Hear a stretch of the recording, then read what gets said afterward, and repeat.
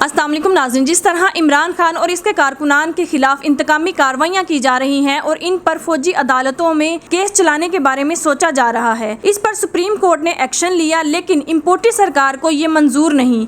इम्पोर्टी सरकार चाहती है कि इमरान खान का फौजी अदालतों में ट्रायल हो ताकि इमरान खान को सजा हो जाए और ये कौम पर हमेशा के लिए मुसल्लत हो जाए। इस पर पारस जहांज़ेब ने मौलवी डीजल के चेले की खूब क्लास लगाई। आइए पहले उनकी गुफ्तगू सुनते हैं, फिर इस पर बात करते हैं। हाफिज अब्दुल्ला साहब, आपके ख्याल में क्या पाकिस्तान में जो इंसदाद दहशत गर्दी के जो ये कवानीन है सर, क्या ये नाकाफ़ी हैं या फिर ये नाकाम हो गए हैं, इसीलिए अब दहशत गर्दी हो या इस किस्म की जो जराइम हो उनका ट्रायल्स इंसदाद दहशत गर्दी अदालतों और आम अदालतों में नहीं हो सकता, और उसके लिए क्या ट्रायल को ये फौजी अदालतें ही ज़रूरी हैं? जब आपकी अदालतों में 8 मिनट में 17 मुकदमात की जमानतें दी जाती है तो अदालत खुद दावत देता है आर्मी कोर्ट को अपने फैसले के जरिए खुद दावत देते हैं मिलिट्री कोर्ट को। एक तो ये बात है।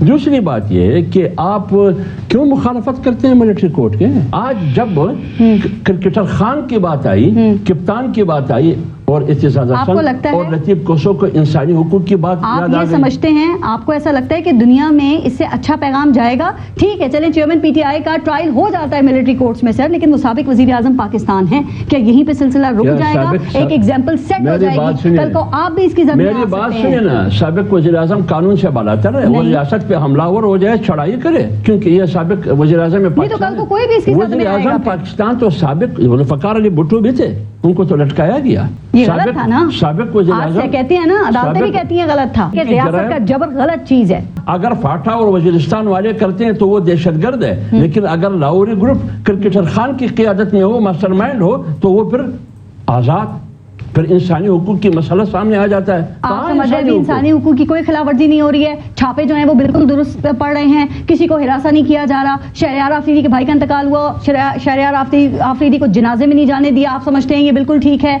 अगर वो जो गवर्नर थे उमर सरफराज चीमा, उनकी एहलिया मिलने गई, उन्हें गिरफ्तार कर लिया, आप समझते हैं ये बिल्कुल ठीक है? अली वजीर को दोबारा गिरफ्तार कर लिया गया, आप समझते हैं ये बिल्कुल ठीक है? सब अली वजीर के लिए एतजाज हसन ने आवाज उठाई, पीपल्स पार्टी ने तो उठाई थी ना, हुकूमत पे दोबारा गिरफ्तार कर लिया। बलूचिस्तान की मिसिंग पर्सन के लिए कई आवाज उठाई। शिरीन मजारी इंसानी हुकूक की मिनिस्टर थी, कभी आवाज उठाई उन्होंने? मिसिंग पर्सन उनके दरवाजे पे दस्तक दे रहा था और सुप्रीम कोर्ट के दरवाजे पे भी दस्तक दे रहा था, और वो मिसिंग पर्सन की जो कमीशन बिली सेनेट से गायब हो गया था, शिरीन मजारी ने क्या करना था? उस पर भी दस्तक बिली सेनेट से गायब हो गया था तो मिसिंग पर्सन का शिरीन मजारी ने क्या करना था उसमें? क्या ये इंसानी अभी जो कुछ हो रहा है वो ठीक है?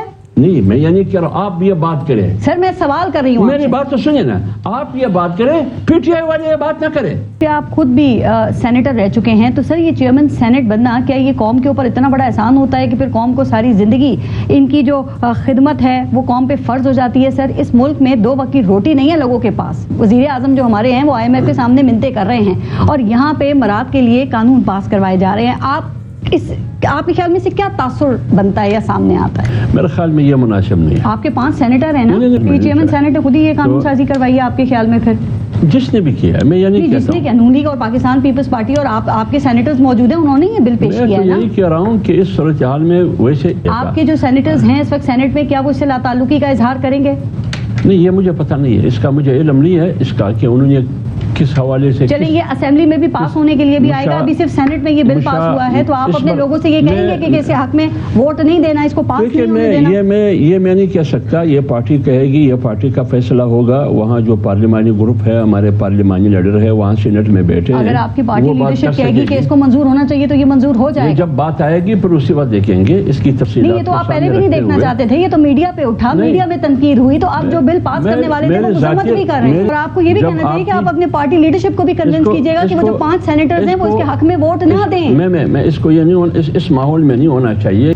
मेरी जाती राय है, अगर पार्टी मेरी जाती राय को एक्सेप्ट करते हैं तो भी आप आवाज उठाते हैं। आजकल आप जो बड़े बड़े प्रोजेक्ट्स हैं ना उनका क्रेडिट ले रहे हैं। 3 दिन कबल आपके जो मौलाना अब्दुल गफूर हैदरी साहब हैं, उन्होंने ये दावा किया कि चीन को सीपैक का आइडिया मौलाना फजल रहमान ने दिया था। वाकई? और मौलाना अब्दुल गफूर हैदरी साहब जो बात कर रहे हैं हर चीज रिकॉर्ड पर मौजूद है ना। जरदारी साहब कहते हैं मेरा क्रेडिट है, कहती है हमारा क्रेडिट है और दरअसल सीपैक जो है वो चीन के वन बेल्ट वन रोड का हिस्सा है, बहुत पहले से इस पे काम हो रहा है। नाज़रीन, पारस जहांज़ेब ने एक बात बहुत पते की कि आज ये इमरान खान को माइनस करने के लिए फौजी अदालतों का सहारा ले रहे हैं, लेकिन इम्पोर्टेड सरकार और मौलाना फजलुर रहमान को ये नहीं भूलना चाहिए कि मकाफात अमल भी कुछ चीज होती है। अपने मफादात की खातिर जो सलूक आज ये इमरान खान के साथ कर रहे हैं, वो वक्त दूर नहीं जब इनका इक़्तिदार नहीं रहेगा तो इनके साथ भी वही सलूक किया जाएगा जो आज ये इमरान खान के साथ करने की कोशिश कर रहे हैं। लेकिन इम्पोर्टेड सरकार इमरान खान के खिलाफ जितनी भी प्लानिंग कर ले, ये उनका कुछ नहीं बिगाड़ पाएंगे, क्योंकि मारने वाले से बचाने वाली ज़ात बहुत बड़ी है।